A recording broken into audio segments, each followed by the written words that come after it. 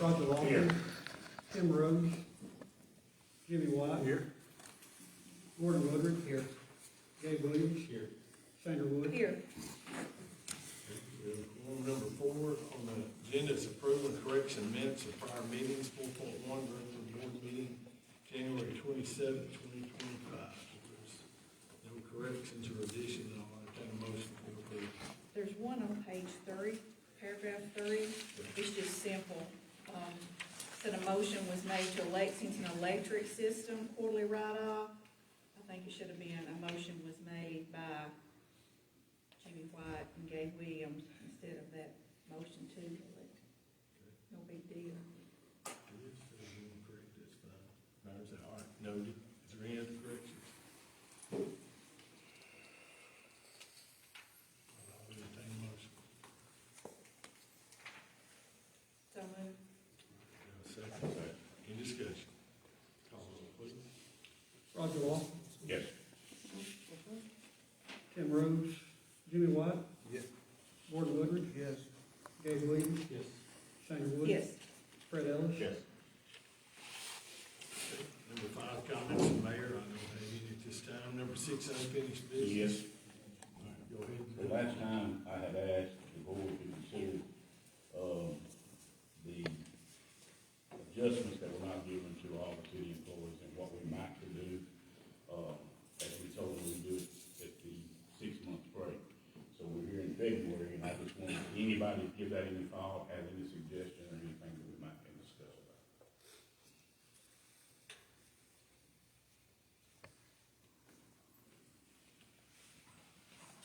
Well, for the record, I fully support it, but we gotta find a way to pay for it. So Understand?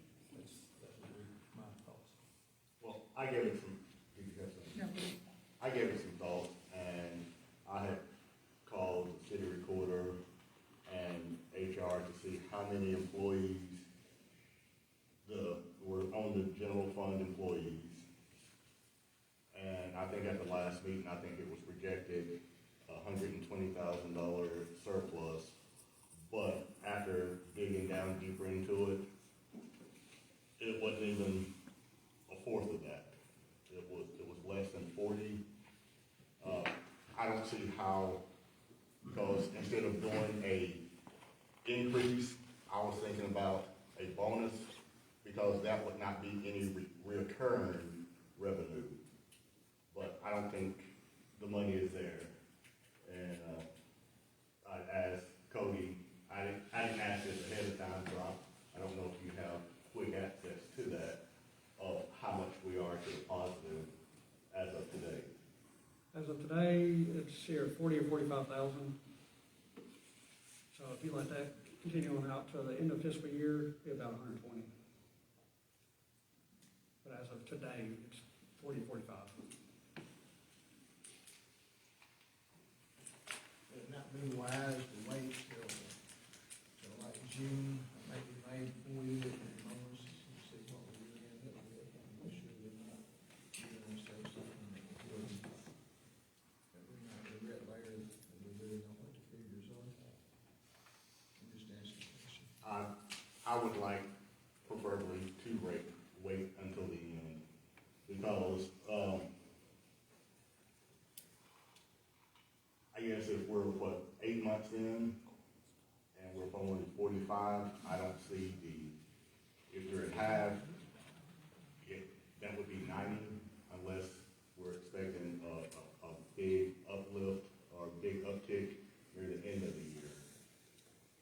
So I sort of agree with what Gordon said. Let's not take it completely off the table, but I think it would be prudent to wait a little longer, but not take it completely off the table. To see exactly what we do have, because there's a big difference between 45 at 8 months and 120 at 12 months or 11 months. Of course, we continue to sit here and say we're gonna do things, and then we come back to the time when we're ready to push it on down the road. But I do understand not having the money, and the money wasn't what I thought it was last time I talked about it. And certainly we can't give it and not know that we're gonna have it next time if it's gonna be a recurring cost. And I have no problem with that. really got a problem with, and that's gonna be solid waste. Solid waste is not funded by property tax. We sat there with solid waste, they had the money just like the electric system, and just like the utilities did back in July. It's in their budget, it's been in their budget. We sit here and say, well, we don't wanna do something we hadn't got the money for, didn't budget for. They budgeted. And you can sit here and say, well, you know, that's approved, and we approved general fund, this and that. They're not funded by property tax, theirs is a different budget, they have the money in there. And they sat here and waited now 8 months, and we're gonna sit here and say, you know, wait 3 more.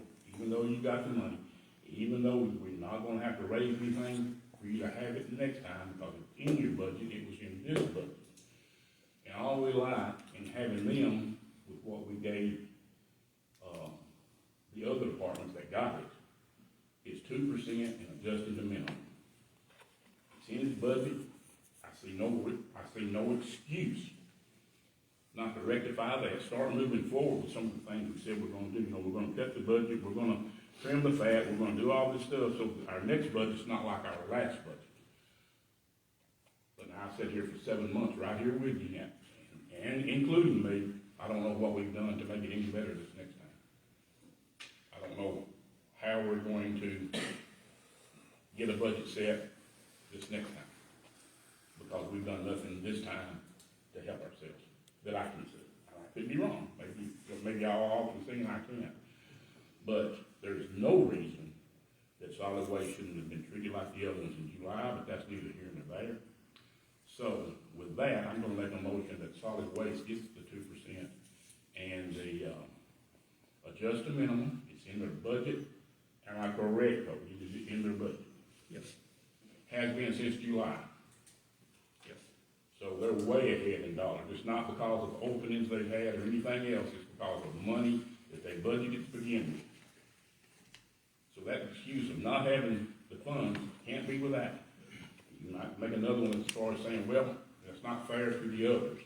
Well, I don't know if the whole process is unfair to everybody. But as we can, we need to rectify what we can. And there's no reason not to go ahead and take care of that, because it's not raising, it's not automatically raising property tax. So that's my motion, is to give solid waste 2%, and let them adjust the minimum for the rest of this year. Not go back to July, starting the first pay period in March. And then we're just gonna have to continue to work on the rest of the general fund, because the money's just not there to do that. I can't make that argument there because it's not there. But you're saying go ahead and give them the 2% solid waste, but not make it retroactive, make it going forward from March the 1st. Right, even though we had the money in July, but I'm not, you know, if we're gonna do it then, we should have done it then. So How many I'm not gonna people, do that. how many people in solid waste? 9, 9? but, That's right. If that's your motion, I'll second that motion, because it's not taking anything away or raising anything. it's already in the budget. And then we fix this and we can go on to the next problem. We're not fixing anything. All right, I got a motion, second, more discussion. So my question would be to you, Casey, and this is something that you had said earlier, that you use occasionally solid waste or non-solid waste employees sometimes overlap in their duties. When somebody's off, or we're spread thin, or something like that, we may borrow somebody.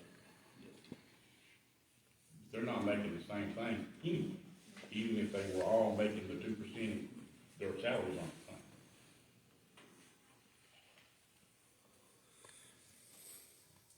I just think, you know, let's fix something and let's move on. Let's shoulder it, right? Any more discussion? So who that would leave Well, out? what, how did it wind up this way last time? With solid waste out of it, that's the way it's gonna be. We decided not to do it. All general fund, and since solid waste falls up under public works, which is general fund, Right. we were gonna give part of the department a raise and part of the department not get a raise. Right. That was the rationale behind But it. they're different budgets. But. Different budgets, same department. Same department, you know? I mean, correctly, They're all city employees. electing utilities, electing electric, they're all city employees. You know, we can make excuses of why not to do something or not, but there's just really no matter how we do it, we're not gonna satisfy those that we didn't do it for to begin with. But we can start making, satisfying the ones and rectifying the things that we can. We can't rectify the other part of the general fund right now because the money's just not there and we don't have a plan. But the money's there for this, and there is a plan. Well, ain't it been brought up before? I've never heard it where they were brought up separate from general fund. We never even mentioned We it last tried time. to back in July, but they, like he said, they decided because sometimes some of the others work over there, they didn't wanna do that. We had a split vote with the budget, bottom line. Yeah, we brought it back up then, but since then we hadn't, we had said, well, we'll bring the whole thing back up for all of them mid-year. Well, mid-year's come and gone, and we have, so. And I wish I could, have something to, suggest for the general fund employees, but right now, the money's not where I thought it was when he was explaining to me last month, so I don't have that. Rick, I was hoping somebody tonight might have come up with something. But I just think we need to rectify the one that we have no reason not to go ahead and take. Where does their money go to when they bring it in? Sir? Where does their money go to when they bring it in? They make their money out at the solid waste place? Go to City Hall. That's where they make it. Goes to City Hall. I'm assuming I that think it's goes just a solid waste fund. solid waste, not general. So my question to Casey would be, if we had not voted to increase the rates at solid waste, would you still have had the money for raises? We've just started trying to be self-sufficient, so a lot of changes along the way has helped us be able to have the funds for this. Like hauling ourselves, we're, getting every kind of scrap, we can pull out, we're hauling that once a month. I mean, there's a lot of other things we're doing to make this. So what does this do for your budget next year? If this increase is in the budget, does that change what you're going to budget for next year as far as what you're gonna need? Are you gonna ask for more money? No, we should be fine. Where we're at with the rates. We already voted. And the monthly garbage fees help pay for this too, for some of these employees. Nice to have crowd hold it down talking, we can hear y'all up here. If you wanna talk, go outside. And I was just gonna ask too, with piggybacking on all this, Cody, so this would leave out, if we approve this would leave out police, fire, anything else. Yeah, it would leave out the ones funded by the general fund. So you have a number on, if we write that to equal, how much would that cost us over a period of time, annually, or? I'm just trying to think, so not that I'm proposing this, the thought would be if we are to the good, if we did a one-time amount, not recurring, just did a one-time amount to make them whole, like we are this situation for the rest of the fiscal year, then we could say we're gonna readdress that. Would that be a bonus? Is that what you're That's- saying? yeah. I'm kinda like Gordon on that, and Fred, there's not enough money there to give hardly anything. At the end of this year, if it's where Cody says the money's gonna be, then maybe there will be. Right now, there's just not. Well, you're gonna depend on sales tax revenues, which Yeah. are up right now, to do that. But for half a year, you're looking at $103,000 with benefits. So when we're saying right now, we're to the good 40 year to date. Correct. Because we're just talking about doing it 4 months, solid waste, not going back and doing anything back. Right, so if we did 4 months, that would be, I'm just saying, dividing that out, 40% of 100 is 40,000, so I know I'm rounding. Yeah, roughly. And that's just a thought, because again, I just want to be clear for everybody listening. I just don't understand. We- I understand what we're doing, but Look at- I don't think it's fair to give them and not the others, because they all work at the same place. Am I right? No, we work They got with the same departments. boss, they got the same boss, right? They all have the same It would be like using gas and not water. Yeah.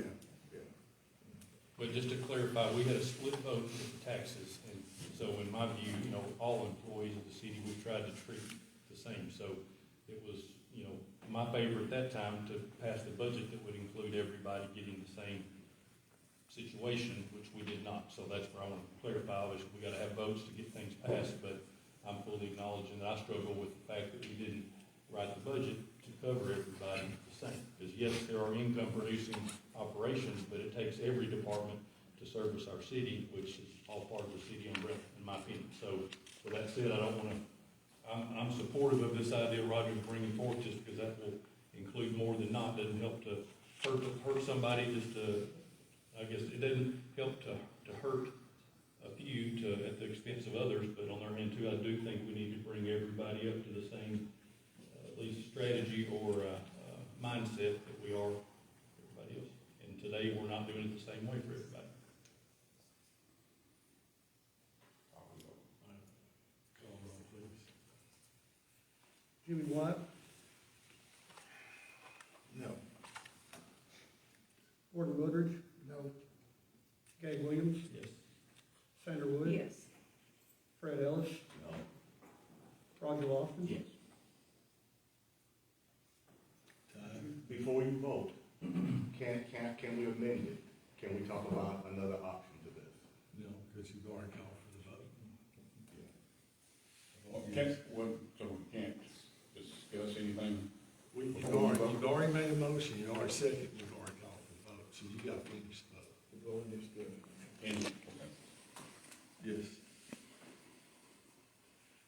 All right, on new business, I've got, first thing I'm gonna do, Tim Rose just texted me a while ago, and he's at the hospital with his wife, and that's why he's not here, so y'all keep Tim and her in your prayers. He just texted me a while ago, and I'm going to tell you all that. Number two is, our girls' basketball team is playing in the championship tonight at Lexington High School at 7:30. Justin Roach, our utilities manager's daughter's playing, and I want to move his items up to the front so that we can get him out and watch his daughter play basketball. And I think that's what we all should do. So, Justin, come to the podium, start with 7.10, discuss approved water tank, $2,000 replacement bids. And just go down through the line and stuff.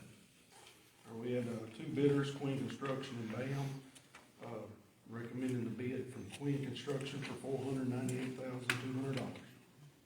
And this is, what this is changing out the two valves, which is basically the control valve for the tanks, and then putting a new SCADA system, upgrading the SCADA system, so we can see it remotely from all areas.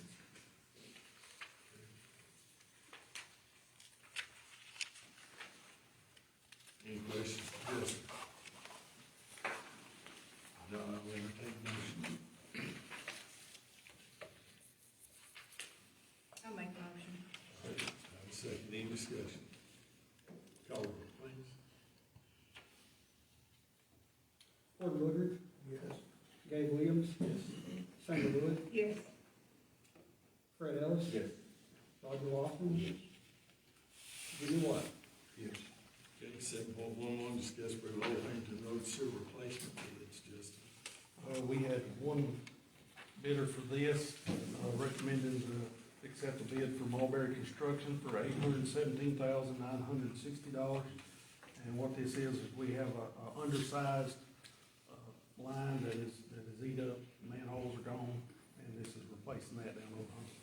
Well, this, I think this is common knowledge, but if it's not, I'm making the comment, we've had a smell problem right across the bridge close to Bobby Dyer's house for years. Is this gonna help It with will that? be Is that help part of this? The process, yes. So, like can I you said, comment on, I'm sorry. That line's undersized and it's fed by a lift station, Yeah. so it's holding back, and that's where you get a lot of that smell, but So, do you, in your opinion, will this fix that? it If not, won't what remedy else it do we need? completely, but it will improve it. What else do we need to do to remedy that? Remedy that? Lift station run times, we're looking at seeing things we can do, but right now we're limited because it backs up, you know, in that line, the undersized line. So you can't know, until you fix that, you don't know if there's Then we anything can else start that needs changing to be fixed. processes down the road. Because I mean, I know you haven't been here that long, but this has been a ongoing thing for years, that frankly, it's kind of embarrassing when people drive through our community and you smell sewer, especially residents and visitors and everybody. That's something that's been ongoing forever, so, okay. How much amount they gonna put in it? I think it's about 2,200 feet, something like that. You know where the Kaisers are, that hill right there, it goes from there all the way down to the creek down there.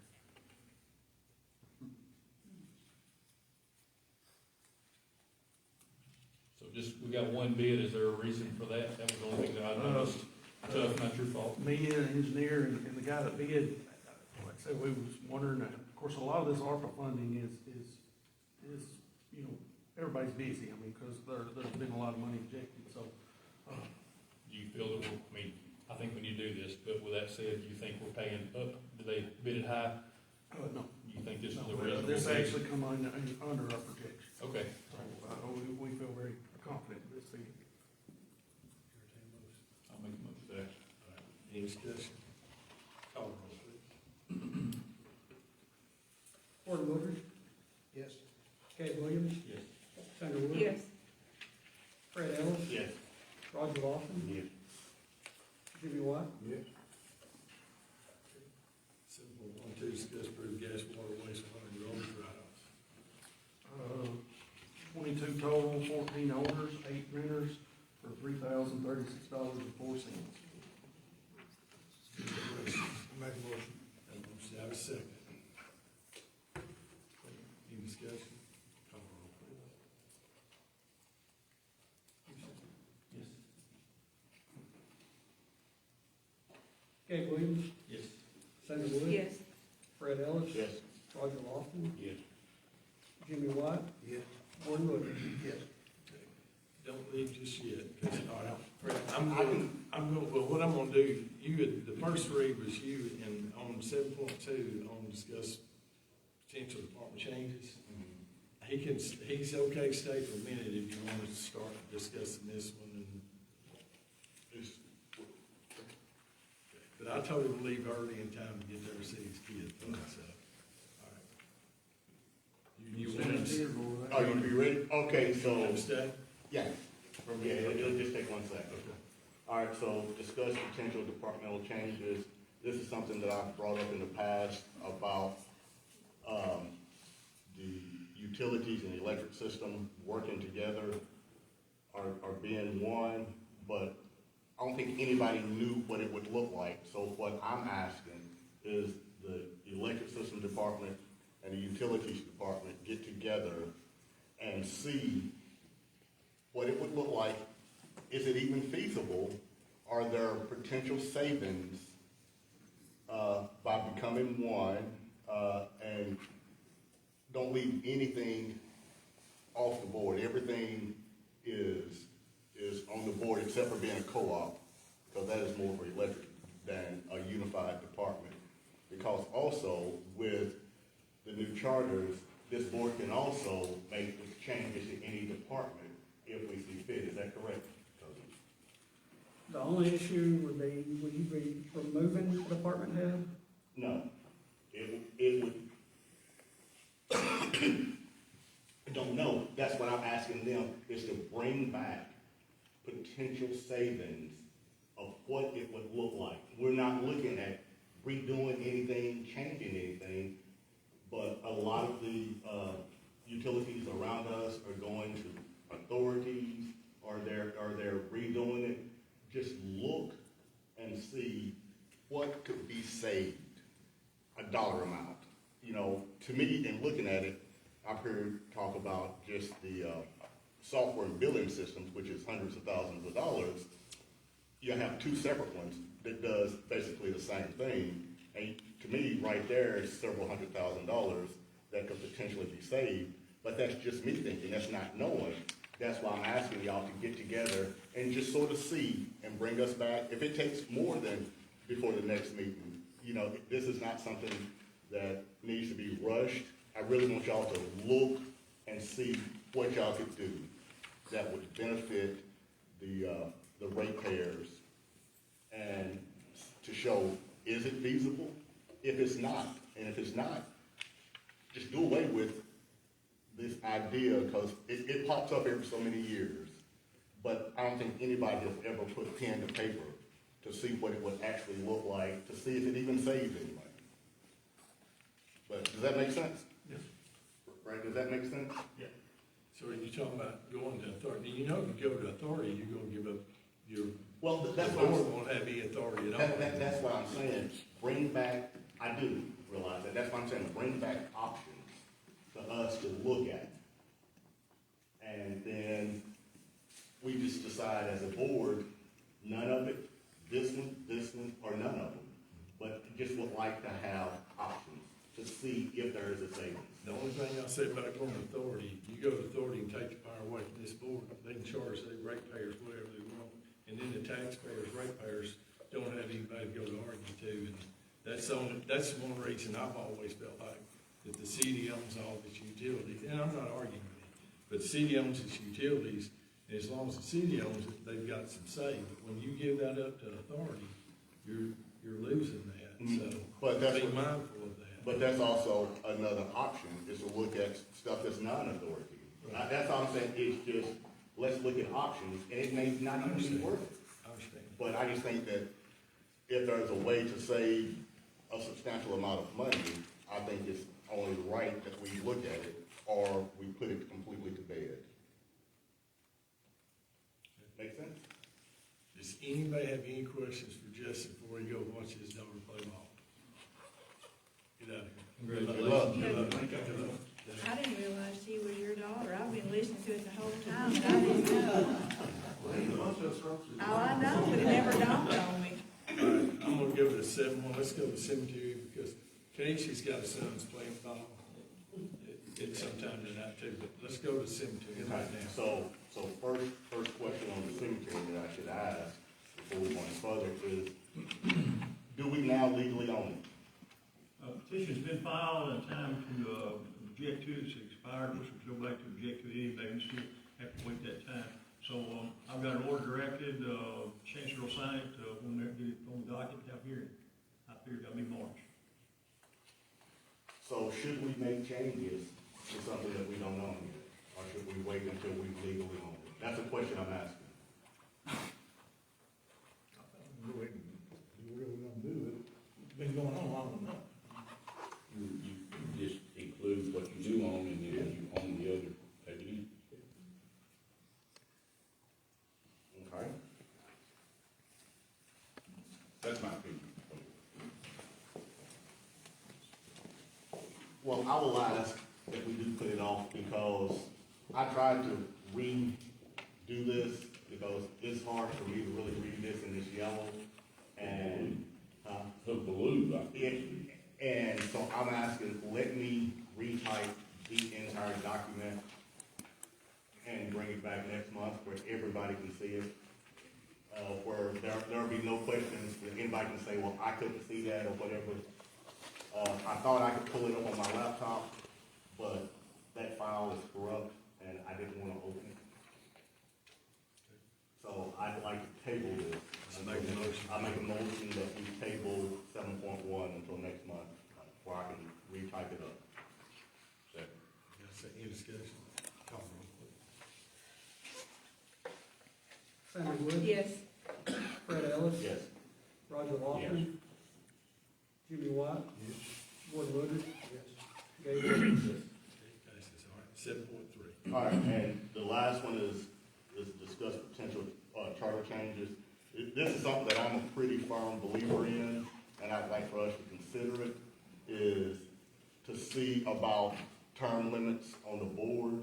You know, I just feel as people get here and stay 12, 16 years or whatever, that it has the potential to become stagnant as far as the thinking. And I don't know whether that's 2 terms, 3 terms, or it's just Fred, you're crazy. But it's something that I believe in, it's something that our federal government already does, or at least at some levels, and a lot of people believe it should be even initiated there, but I just wanted to put that out there. I don't want to vote on it. I just want people to think about it, and then we discuss it at the next meeting in them to do a study of maybe some towns that have kind of what they do and don't? Yes. I'll do it for you. Yeah. All right, I'll contact Rick Whitehead tomorrow. All right, 7.4, discuss approve second reading of ordinance to amend the FY 2025 budget, second amendment. Cody? I know y'all already seen this once and voted on it once. This one's page 14. Same as before, but if y'all have any questions, be more than happy to answer those. Said it was explained at the last meeting. Cody can explain again if you want to, if not, we'll entertain it. I got one question. Yes, sir. I may have known and didn't pay attention. Are they buying 4 vehicles, 4 police vehicles, so what they buying? Are you buying, the question is, are you buying 4 police vehicles? Two. So the revised budget is for 243. And it says that the original budget is 120, and we increased it 123, and the total is 243. I didn't see it on the orders, I didn't see Is what that the amount correct? was. Right. It should be the same amount of money. The only thing that we were doing in that was taking the insurance premium, or the insurance payoff on the 2 total vehicles, taking that money, applying it back to the 2 new vehicles, and then whatever balance was remaining was coming out of the drug fund to pay for the remaining balance of the 2 vehicles. So you got your drug fund at $63,000, and the $63,000 would increase to 243, would make it a total of 300 or something. I think that's, I don't know how he was Am I counting. reading that right? or wrong? It makes it a grand total of 243. It started off 120, and then we're increasing it by 123, making it a total of 243. So that is the 2 for the insurance? The We're 120, back to, we're buying 4 vehicles? Two. Well, there ain't no way we're buying 2 vehicles, $243,000. That's not right. Unless we're buying supercars or something. No, we're buying 2 vehicles. All right, but he said we also took 63 out of the drug fund. And I'm sure we're doing 2 new, and then replacing the ones that got total. No, I'm just buying 2 to replace the 2 that were total. That's all I'm doing. You haven't bought any out of this budget, I haven't bought any out of this budget. and are not planning on buying No. any of it. No, because that got moved in the budget to the drug fund, if I could Yes, afford it, that- and yes. I was waiting until, to see what my revenue. Initially, you were gonna buy 2. That's right. My initial plan was, but I'm waiting to see if I've got sufficient revenue, and of course, I didn't know I was gonna have to come up with this extra money, because I couldn't have foreseen having 2 recognitions. so was that figure right or wrong? I mean, it's the correct amount being put in there, but he's not gonna spend that whole amount.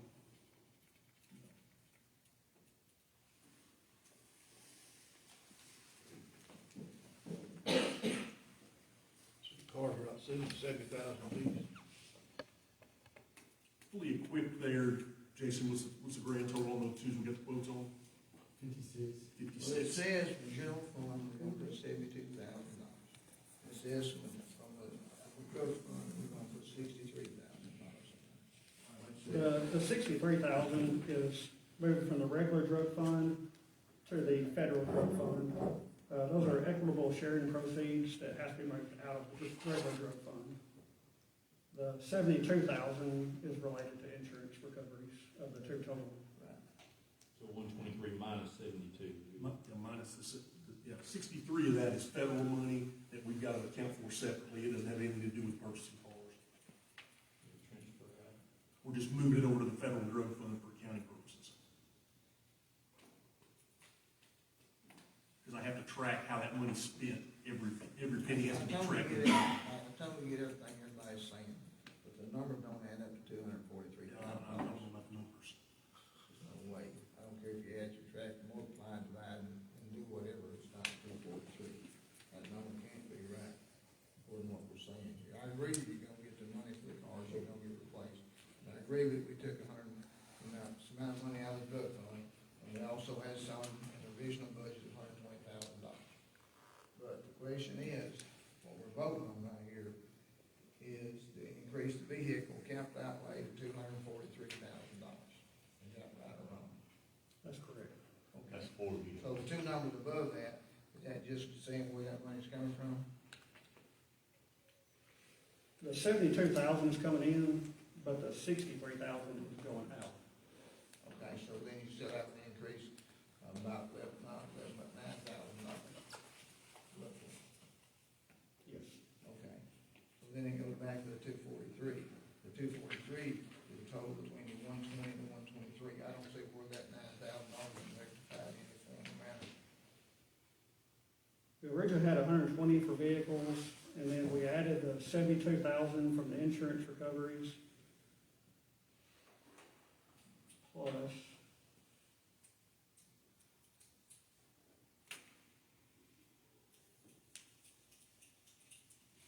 no, we only added the 72,000, but we're showing an increase in the vehicle line item due to the 2 total vehicles.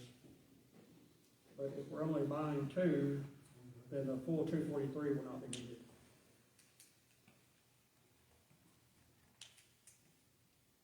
So are we voting? So if we're voting to correct the budget, this is second reading, I'd like to know what the right numbers is before we vote on it. That's all I'm asking.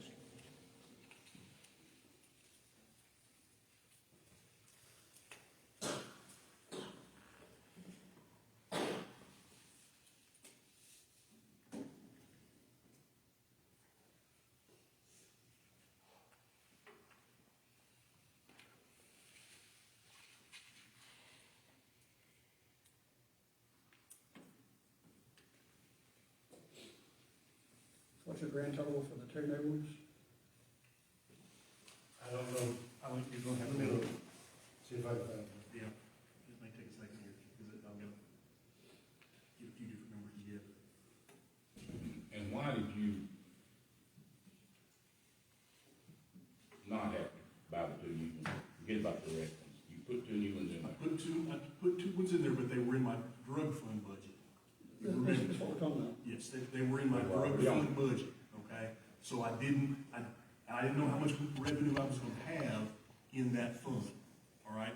I didn't know how much money I was gonna have available in that fund for sure. So I was not gonna wait till I was further in the budget year to purchase the cars, so I made sure I had the funding to do it. Well, then these 2 cars get wrecked, okay, and are totaled out. So I know I'm not gonna get an insurance payoff enough to buy new vehicles to pay them. So I was gonna have to come up with some additional money, which was gonna come out of the drug fund, to buy the 2 new cars to replace the ones that were wrecked. So did you initially need the 2 new cars? Oh, yes. Nothing. Yes, I definitely still need them, but I've gotta have a revenue stream to do it, right? And so but the insurance payoff wasn't gonna get me there. And I was gonna have to come up with additional money just to replace the 2. But this gets you there. Yes, because that's exactly what I'm doing, is taking you're moving the insurance payoff of 72,000 over, and then I'm taking drug fund money and adding it to that to pay for the 2 new cars. And that gets you to 4. That just gets me 2. I'm not asking for 4 new cars. So this 120 in the original budget is not true money. You're not gonna spend it. Right, right, the drug fund's one of those things that if you have it, you've gotta have a budget. If you've got the money, you know, if you've got it, then you can spend it. If you don't, then you do not spend it. Right. And so that's why I was watching that. I had to come up with a way to fund the replacement vehicles out of my existing budget, and to move that money around was the only way to do it. Without coming in with money out of your fund. Insurance money and some of it. And some of the other, yes. So you're just not gonna spend the money you had budgeted. That's exactly right, because it's not gonna get me any more vehicles, so I didn't wanna have to come back to the board and ask for money out of the general fund. Okay. And there was just obviously no way to proceed totaling 2 cars in the same budget year. It's never happened in my time, where we've wrecked them, but we've never totaled them.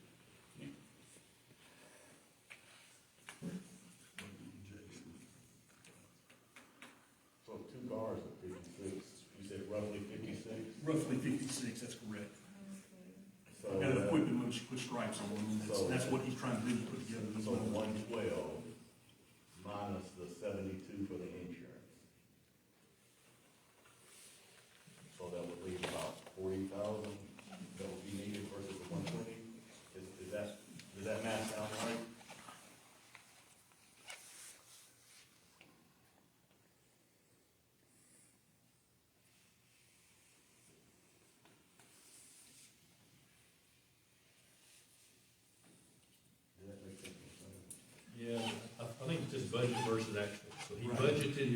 take money out of one bucket, but now he doesn't need to take that money out of the bucket, but you're having to revise the budget without actually spending it.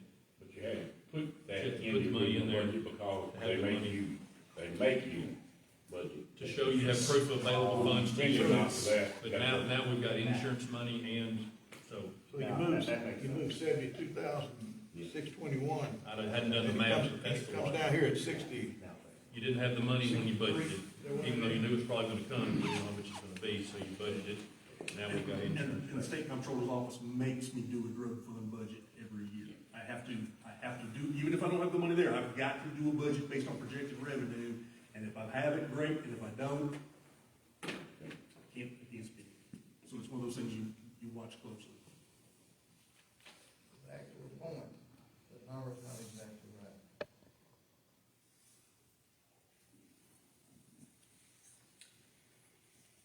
It's correct budgeted numbers, he's just not gonna spend the entire amount that's budgeted. So you're saying the budget's 243? Yes. That includes the original 120 that he had in the drug fund budget. That's correct. That he's not gonna spend.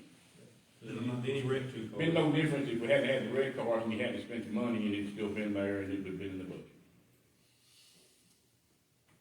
Those two other cars would have still been in the budget, yes. It's still in the budget, we Would would still be in the budget. Would have been 120 versus 243. Correct. Yeah, it's still in. Still in the same budget. I like moving math. Oh, I So, understand. yeah. This one, Jason. It's right at $59,500 and something dollars. That's for the whole thing. So that's the 120. All right, I've got a motion in a second. I'm correct on that, Gary. We have it over here. He made a motion, he seconded. And all that's really adding to this is the interest. That's right, yeah. You're That- making a budget adjustment that And you didn't have that money to. That's right. Correct call. You didn't have that revenue when you made your original budget. Still comes out to 243, is that right? Yes. Any more questions? Why did the drug fund start, come up here at 72 and down here at 61? The 72 is the insurance proceeds, the 63 has nothing to do with the vehicles at all. It's just out, in and out. That's the federal drug proceeds that were receipted to the regular drug fund before we had a federal drug fund created that y'all voted on 2 months ago or so. And now that that fund is established, we have to move the 63,000 from the regular drug fund into the federal drug fund.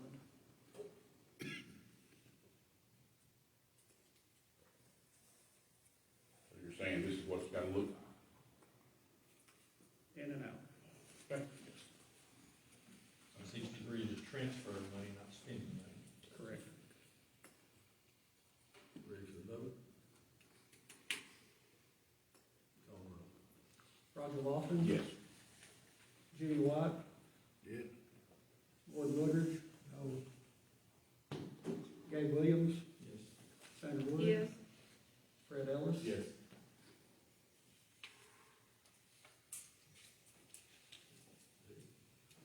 Seven point five, discuss approve resolution cooperative versus OMNIA partners. Cody, we'll start with you and Jeff, and may end up taking. All right, it's on page 15. The city has been a part of Omnia Partners, used to be called NCPA, the National Cooperative Purchase Alliance, for a long time. We use this to purchase numerous items. Most recently, we had a grant project for the police department, and we use this purchasing cooperative. We had trouble documenting when the city originally became a member of Omnia Partners or NCPA. So to satisfy federal grant requirements, we're asking the board to basically ratify the membership from whenever that first started. The April purchase 2015. of 15. 2015.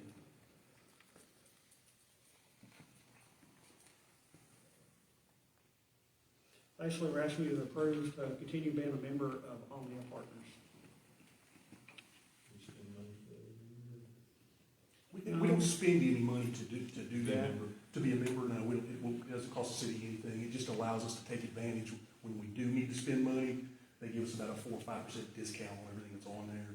So when you're buying in-car cameras, when you're getting ready to quit new ones, you can buy them off that contract and get them at a discount.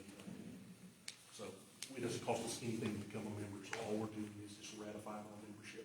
And apparently, we've been a member since 2015, we're not able to find the paperwork associated with it, so they asked us to, we want to keep those discounts, right? We don't want to, so we're just asking to ratify our membership, doesn't cost us anything. And it's better to buy from them than buy off the state contract? There isn't anything on state contract for that right now. We're a member of about 4 different cooperatives. We have proof on the others, but not on this. But for some reason, not on this one. Is there a bid option, basically? Exactly. Need a motion, second. Motion, second, discussion. Call roll, please. Jimmy White, Yes. Gordon Woodridge. Yes. James Williams, Yes. Sandra Wood, Yes. Fred Ellis. Yes. Roger Lawson. Yes. Okay, 7.6, discuss approve resolution accepting FY 2025 BFD grant. Chief? You all voted on this also in that budget resolution to offset this revenue. The fire department was awarded a $29,715 grant from the state to buy, there's no match required on that, to buy firefighter equipment. And all I need your permission to do is give Mayor the authorization to sign the grant documents to accept that award. Motion, to have a second. Any discussion? Call roll, please. Jimmy White, Yes. Gordon Woodridge, Yes. Gabe Williams, Yes. Sandra Wood, Yes. Fred Ellis. Yes. Roger Lawson. Yes. Okay, 7.7, discuss approve fire department part-time vacancy. Got a part-time vacancy in the fire department, and I need to fill that, probably out of our volunteer corps. Any questions that y'all may have regarding that? We use the part-time folks to fill in and maintain our staffing level when we have people off on vacation or off on training or doing things like that. You already got the money budgeted for that Already budgeted. expense. Yes. Motion, second. Have a second. Second. Any discussion? Call roll, please. Gordon Woodridge, Yes. Gabe Williams, Yes. Sandra Wood. Yes. Fred Ellis. Yes. Roger Lawson. Yes. Jimmy White. Yes. Okay, 7.8, discuss approve filling police department vacancies. Officer Dante Barnes going to work for Tennessee Highway Patrol. Today was his first day at Trooper Academy.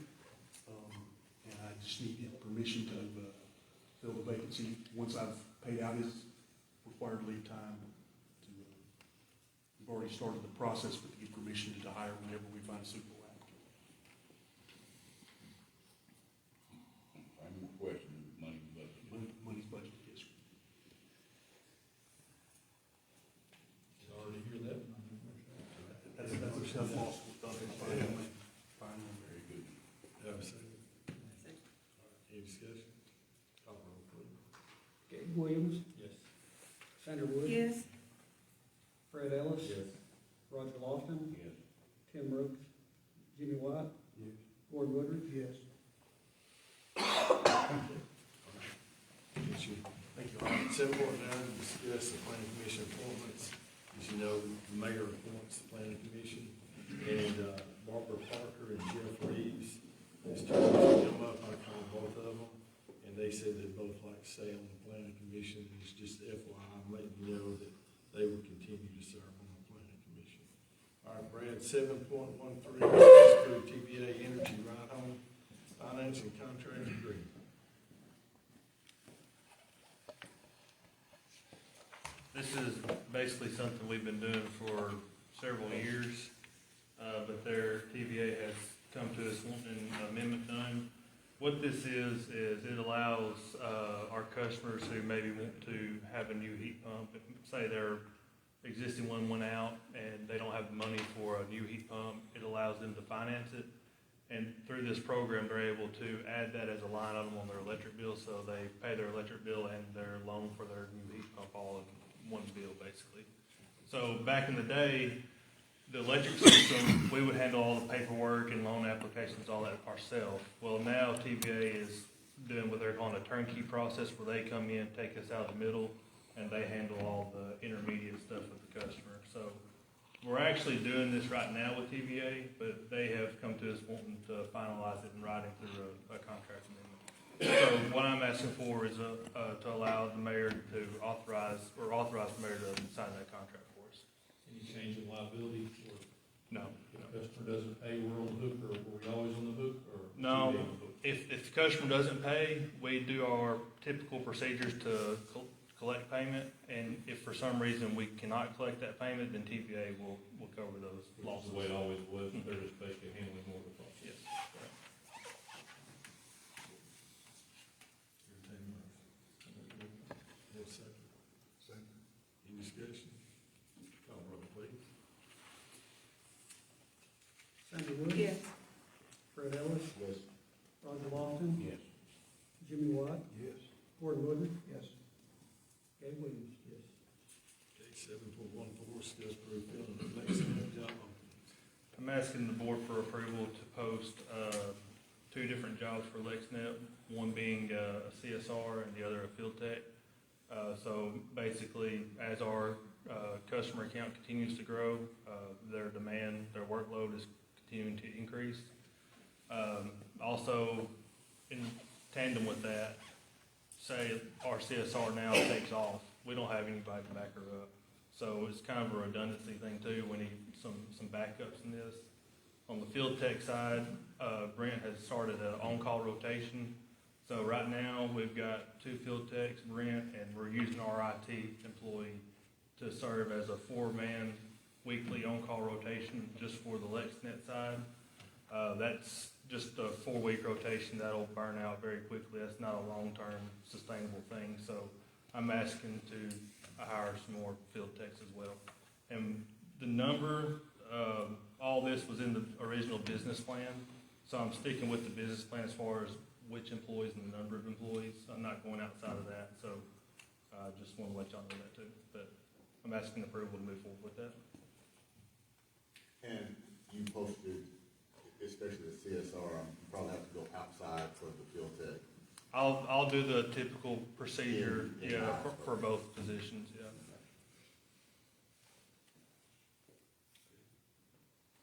Entertain a motion.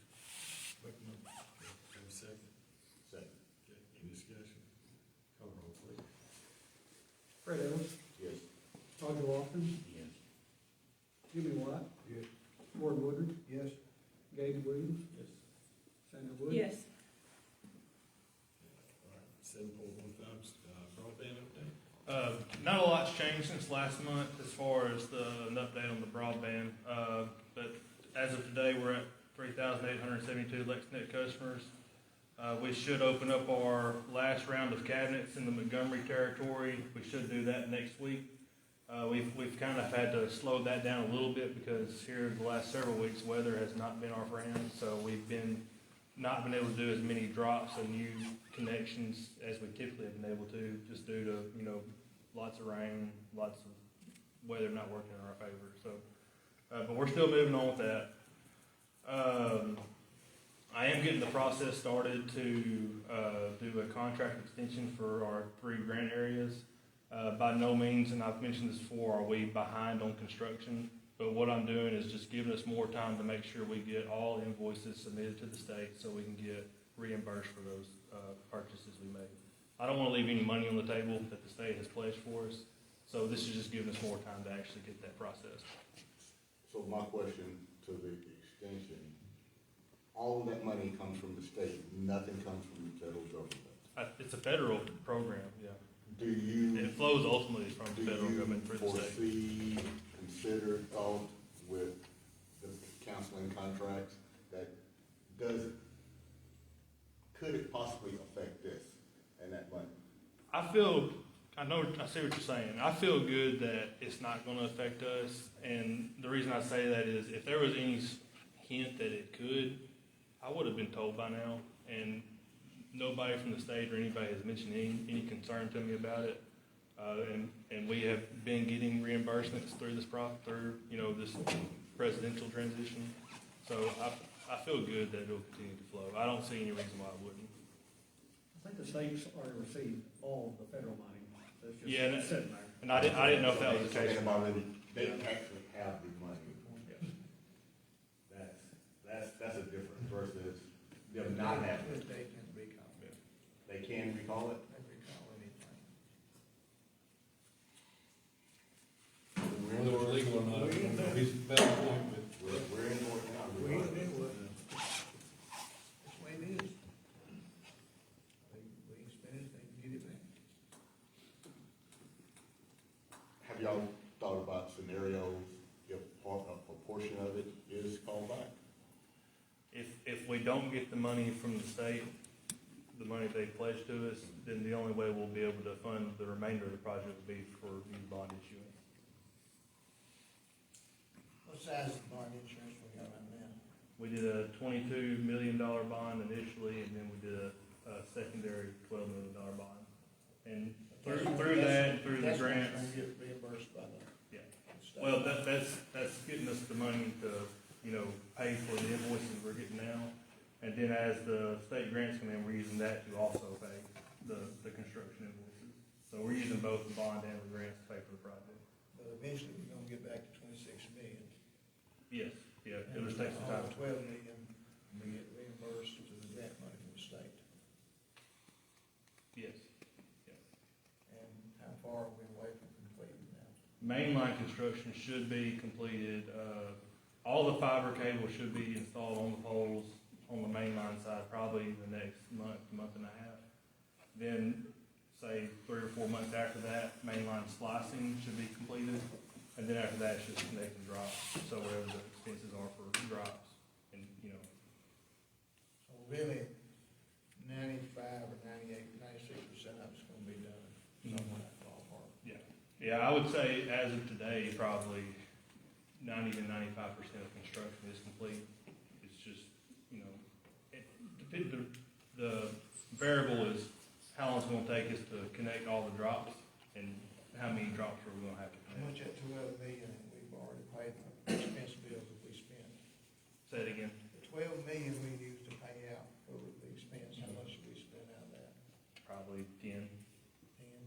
So we're down to 2? Yeah, but we've got, grant reimbursements that we've received sitting there waiting to be spent to finish up the project too. How much is that? I'm gonna say there's about 7 million of that sitting there. What was the magic number of, Total project cost was around 50 million. no, magic number of people we needed? According to the business plan, it was 4 field techs, 2 No, I'm CSRs. sorry, total. Oh, customers, sorry. I wanna say it was 6,500-ish, 6,500, 7,000, something like that. Gets higher all the time. Started out 3,800, That's it. then went to 4,800. Well, 4,500. it's based on a 30% take rate, and our total electric customers are 23,000 or so. So say 30%. So you're basing on a take rate, but the bottom line to it is we actually had a number presented by Jeff Graves when we started this, and it was less than 4,000. That was the big. Even, and then we kept hoping to get more and do, like Well, Andy's saying. It's We got about 4,000 customers right now. yeah. So we, so And we don't even have all we can break cabinets even open yet. at what we have. But we gotta get more. And we will. Claw out. We're trending the right direction. And I know we're trending right, but still, a lot of money not to be nervous a little bit. I know. Are you nervous? I was when I was first doing this. You're not as Less nervous now because I see the direction it's You're going. not as nervous. I mean, am I nervous? I'm always nervous. But yeah, I'm not as nervous. But no.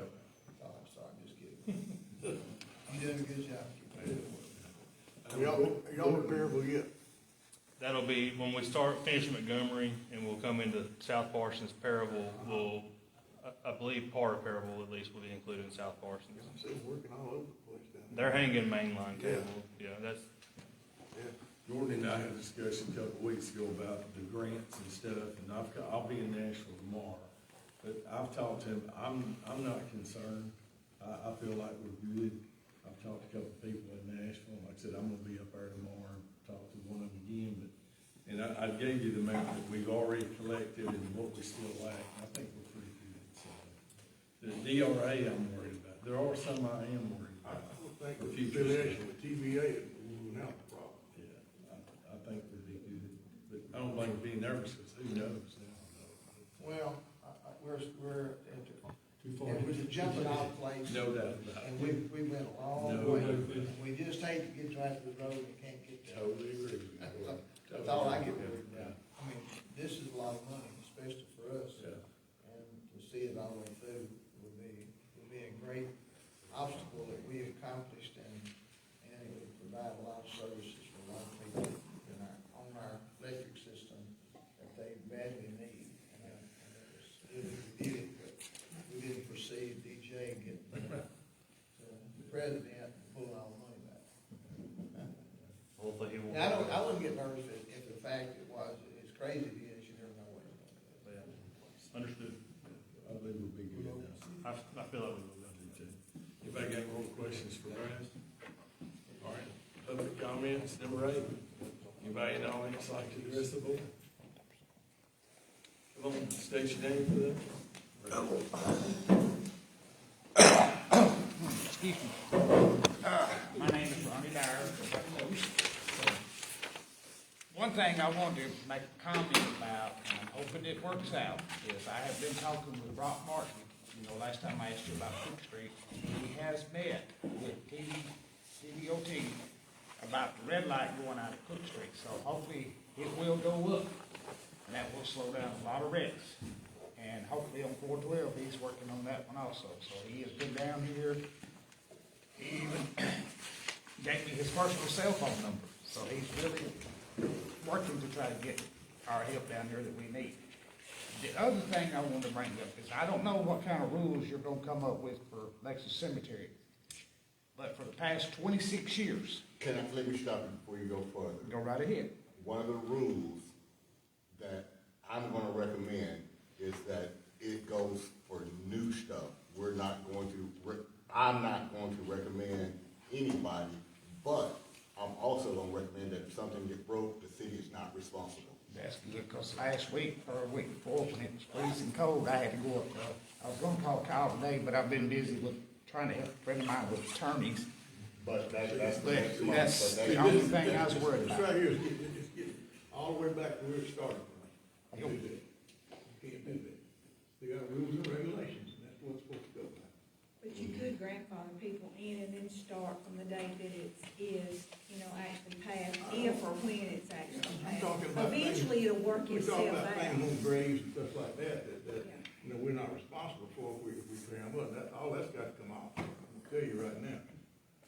We can discuss it later on. I mean, every other graveyard it does, It'll eventually work itself out through the years. But the only thing, Fred, that I was thinking is the workers up there need to start showing respect. Because, I don't know, what's that thing called, a gator that can drive around up in there? It looks like a little pickup truck. I think that's what my son said was a gator. I went up there just about a week ago, it was called there, the rain was over. Tried to fix a lady's face again that's been broken by them. I went to Ricky Henry's mom and dad's, had to put a base back up, that they keep knocking over. There ain't nobody doing it, ain't nobody stealing up there. It's the workers. They don't care. They'll go across there and hit it, going about their business. They don't care. Those bases cost money, and they're not cheap. And that's where they need to slow down and show respect. Because if it was your mother's grave and they're tearing it up, you'd want to say something about it. It'd tick you off a little bit. Or, anybody else. It bothers me when they go up there and like Freda said, they can't mold that up there right, give her the job. Show respect to the families, loved ones up there. That's our loved ones up there. We go up there and take care of them. We don't forget them. We don't just go put them in the ground and go home and forget all about them. We take care of them. Well, I promise you, I hold them very accountable. But I know And they the haven't ladies, been over there because they've been riding the back of the garbage truck. well, I don't know how long it's been broken, but I went up there and saw it and I had to fix it Well, a 5 couple of years times. ago, we had incidents where bases were getting broke. We had to put the camera up there and all that stuff. Well, What looks it like turned my out bench was that come up, the- John, I found the bench, it was in the woods. How it got in the woods, I don't know, but I went and bought another bench and put on the lady's grave the day she died. So she's got another new bench up there. If we throw something away, it goes in the garbage truck. But that gator thing that they driving, they don't pay no attention. It's They're hitting tore up, races. been tore up for 2 months. Well, like I said, I don't know how long to speak. I hadn't paid no attention to Jenny's grave until just recently, and I seen the base broke. I know ain't nobody going in there doing it, breaking it, but they should go back like they used to do at 7 o'clock, lock that sucker up, and try to keep people out of there, but they don't. They leave that back gate open and go in there all through the night, do what they want. That needs to be shut and locked like it used to be. Because that cemetery, believe it or not, is on the National Register as one of the most beautiful cemeteries area-wide, all the way to California. People talk about how pretty it is. And I thought, that's a big honor, even though it's a cemetery, to think people in California, Florida, and all these other states talk about how beautiful it is.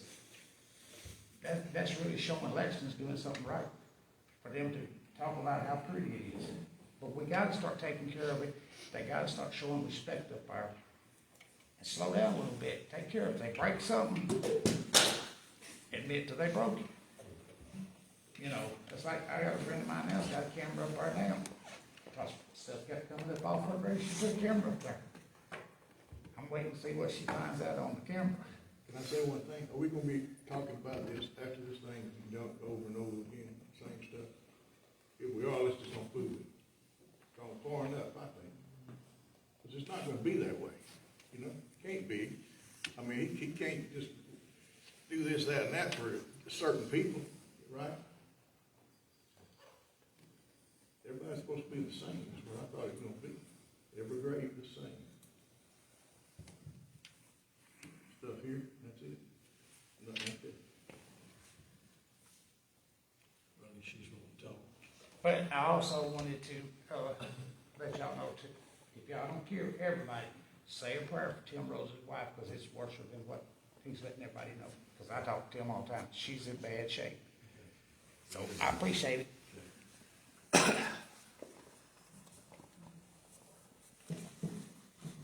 My name's Frida Perry, and my mother and daddy's buried at Lexington Cemetery, and my husband's buried at Lexington Cemetery. I got a sister-in-law and 2 nephews, and, I don't know how long you've been at the cemetery, but have you walked through that cemetery? Every day. Oh, I've been there about 20 years. my dad and the woman next to my dad, somebody went through and just took the dirt out of their grave and We robbed don't do them. that. Somebody done it, and I took 4 sacks of grass, of dirt and put over there. You'll And give it us a call, seals we'll up be in more it. than happy. I have been over to the garage and asked them to fix it. It hadn't been fixed, and this has been back last summer. And talking about, Fred, talking about the graveyard. I got 6 lots over there. My brother's got 6 lots. And when I bought those lots, I thought they belonged to me. How can the city own them and I own them too? I paid for them. You don't own the lots, you own the rights to bury there. Well, I should be able to put anything on there that I want. My granddaughter is buried right beside of my husband. And there's young people goes over there all the time and puts stuff on her grave. What am I supposed to do, go over there and throw it away? I mean, We ain't got to the end yet, man. We're fixing to. My only ask is wait until we get a final determination. Because some people are gonna be okay, some people are not, but we're gonna try to do our best, and we're gonna put it out on the website for everybody to look at and to come back and discuss it. But Right now, it's all hypothetical. Most of my family is over there at that cemetery, and I love them dearly. And I'm gonna live until I die, and I wanna take care of their graves. I'm over there 2 or 3 times a week. And as my brother's son, 18 years old, is buried there on the side, and somebody has went on the very bottom of his rock, they have run over it and made a place on it. I'm not saying it's you, I'm not saying it's your hand, but somebody is tearing that cemetery up. Me and my daughter walked through that cemetery and put vases back up, angels back up on the rocks, everything. And I think that y'all should let the people, family of the people buried over there, take care of that cemetery. So 30 years from now, you're gonna take care of yours? Not what my kids will. No, I don't. My kids will. I'm not, and I'm not saying, I should have said that, I'm not saying yours, but if you will notice, generations are changing. I've been doing research on this. Actually, people that are getting monuments now, they're getting them without bases because the parents now are saying, well, I know that my children are probably not gonna be putting flowers on the grave. I still do, you do, Ronnie, you're shaking your head, and I know you do too, but I'm saying that things are changing, generations are changing, and they're not as apt to put flowers out as they are And now. when I got mine on Tom's rock, I didn't put no bases on it. For When I that got my probably granddaughter's reason. rock, I didn't put no bases on it. For that reason, But my probably. kids is over there, just like I am, and they go over there with me. And I just feel like, I'm going, now Shayna's got stuff all over hers, got money on the rock and everything. When y'all say I gotta get everything off of the We ground. didn't say that. Well, I'm saying if y'all did, before that's the way it was. And if y'all, I'm gonna have to take everything That off never of her. passed. What? That never passed, so you never I had. said it didn't pass, but I said it was brought up before and it was. It was discussed, it never passed. Ms. Perry, it's gonna be on the agenda again next month, and you'll be allowed to come and speak. You want me back up here jumping? Yes, ma'am, hey, you're always welcome. Cause you know how I am. That's fine. Ms. Perry, you ever go to the cemetery, son, all right, come to the office, see me, and I'll go out there with you, okay? Walk over there by Henry's grave and you see the something in place is still there. And I've been over at that shop and y'all ain't never fixed it. Anybody next? My name's Blake Mitchell. I'm here with Mason Roads, and also kind of what's going on with College Drive. I talked to the planning commission about this a few weeks ago. I want to kind of bring this back up to y'all because you kind of said that it was in y'all's ballpark now and not of theirs because of the fact that his lot's already been approved. But part of the issue is the stormwater catch basin on it. There's issues with it allowing sediment into the system, it's allowing sinkholes to develop on the front, or when I say on the front, on the top of the surface. And we're seeing that across his driveway, over there next to the system. We brought this up with a meeting with T-Dot and the city while we were there. We got a lot of confusion with, we didn't really know who owned what, who was responsible for maintaining it. T-Dot kept going back to your maintenance agreements, their maintenance agreement with the city. I told them, fine, great, when you see it, come find out we don't have a maintenance agreement. That was lapsed in 2023. We didn't sign back up for it. So I guess what I want to show is, like I said, I've got some pictures of where it's falling in. Some old satellite imaging and some current images. You want to take one? Hey, before we go any further, this is gonna be lawyer to lawyer right here. This guy's our lawyer, I'm gonna let ours know. Ken, we've sent an engineer out to, I think we're either waiting on the report back. You got a letter from the engineer on the test basin? I do not have him back, he's been from the engineer back. We'll get that to you tomorrow. From T-Dot, and I have not heard back from her, she's Okay, waiting. I know that what we did, you know, he had contacted me and I asked him to talk to you. So we've reached out to TLE and have an engineer to go look. And we'll call them first thing in the morning and see if they've got that letter where we can get that mailed to them. And that's great. And like I said, I've also got some videos from the past storms and rain showing where it's failed, and we've actually got water that's actually running under the system or underneath the roadway system. You can see it funneling in and entering into the system.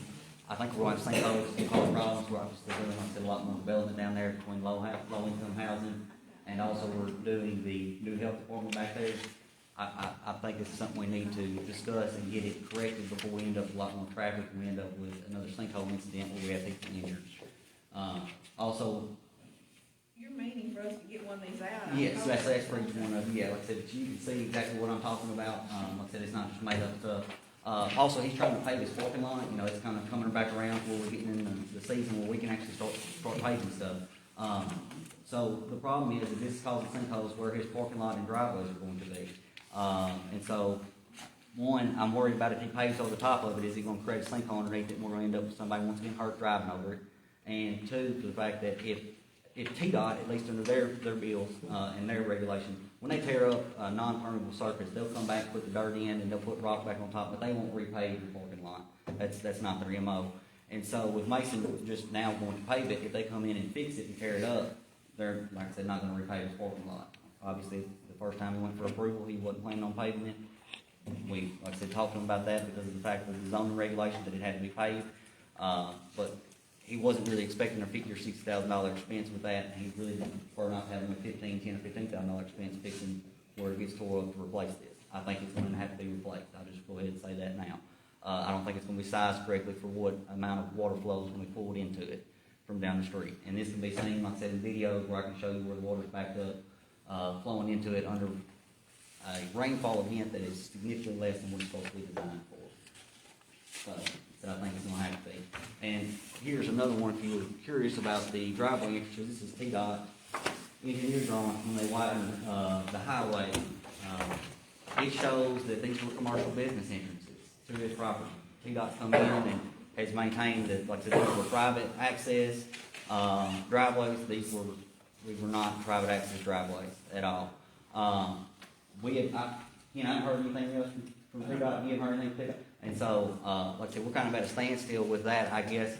But the problem becomes is he's got to move forward. He's got to move forward paving his parking lot because once again we got a bond that's going to run for long. Which, you know, the planning commission has stated since they're aware of what's going on, they may be willing to extend that. At the end of the day, he just wants to be done with this. He just wants to pave his parking lot and enjoy his business, like I think everybody wants to when they start one up here in Lexington. They don't want to be harassed by an unelected bureaucrat that comes in and, like I said, that's lifelong tenured and can just essentially make up their rules as they go along the way because there's nobody holding them accountable. And that's what's happened here with TDOT and their engineer. And it's not just to him now. It seems like this is happening with somebody else that just recently took over the first bank building over by Eastgate Lanes and it's turned into a used car lot. And TDOT, I guess, now said that his driveway is no longer permitted and tore it up and dug it up for him. And they've dug up part of his parking lot as well.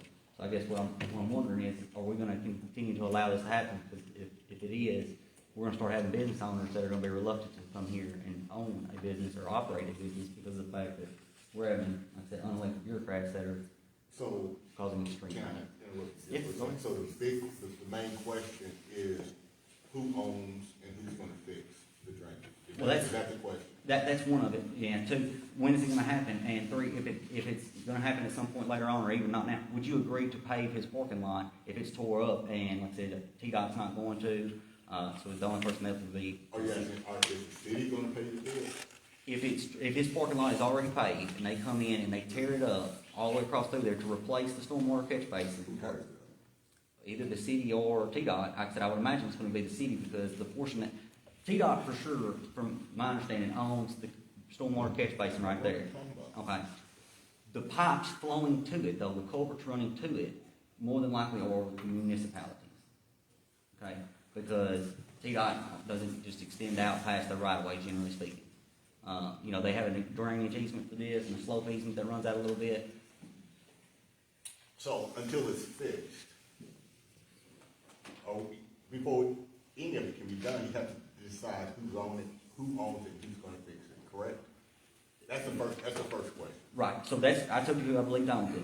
And like I said, so the issue with fixing it before was TDOT kept going back to a maintenance agreement. So under the maintenance agreement with the municipality, I'm up to speed with all of that. Oh, but there's not a maintenance agreement. It's lapsed completely. There's not one in place at all. And so, generally speaking, TDOT would then be responsible for maintaining all that because there's not a maintenance agreement that they have with the city to repair TDOT facilities, right?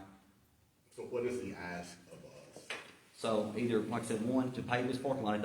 If he's going to pave this parking lot sooner rather than later, he's got to get that done. And so if they come in and tear it up when they put in this new culvert, you, the TDOT, whoever, will you agree to pave that if he goes ahead and paves it now and gets this done with out of the way?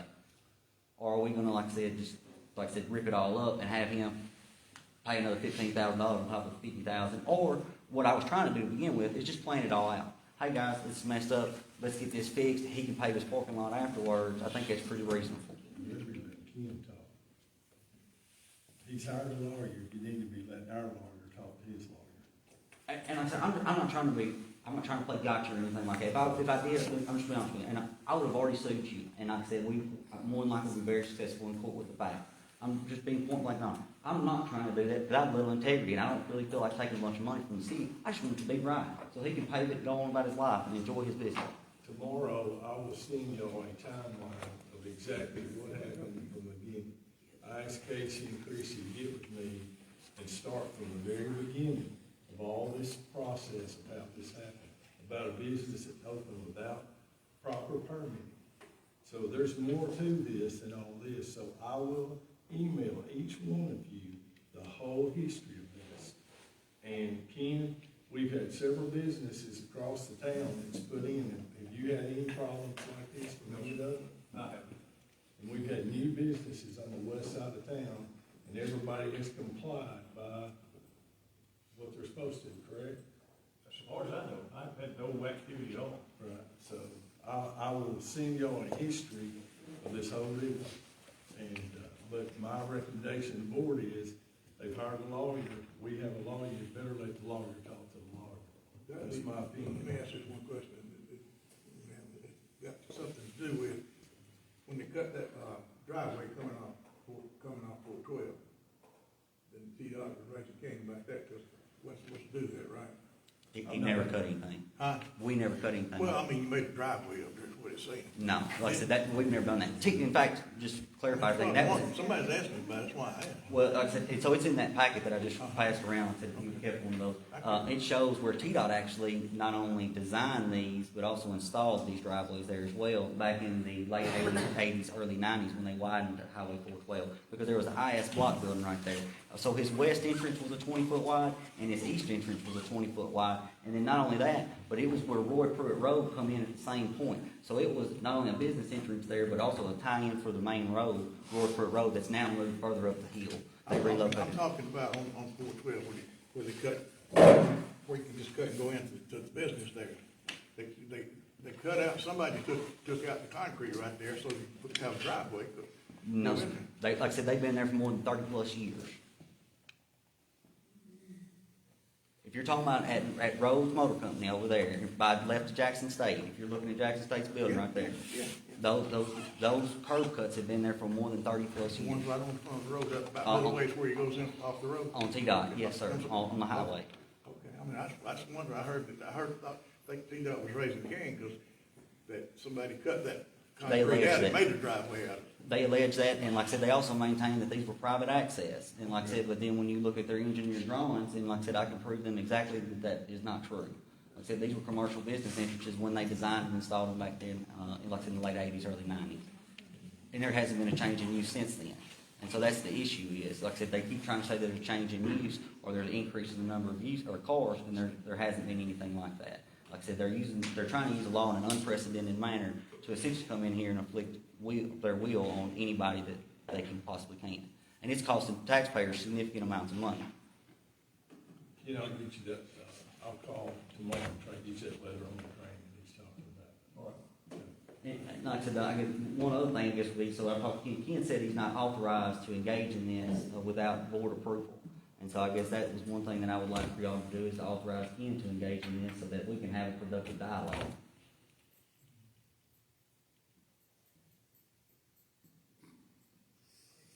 What's your opinion on that? We've been having dialogue anyway. That's what I was gonna say, you've been talking. Yeah. So when I listen, There's no resolution to it yet, so there's not, you know, if we get a resolution, I have to come to the board with that. Exactly. Yeah. so just the other day I was in his office and he said that he wasn't authorized to speak on this, and like I said, we need further authorization in order to go forward. But I was still talking to you. Yeah, and I'm not saying you weren't, I'm just trying to move this forward so that we can get a resolution to it, and like I said, not kick this can down the road, and that's.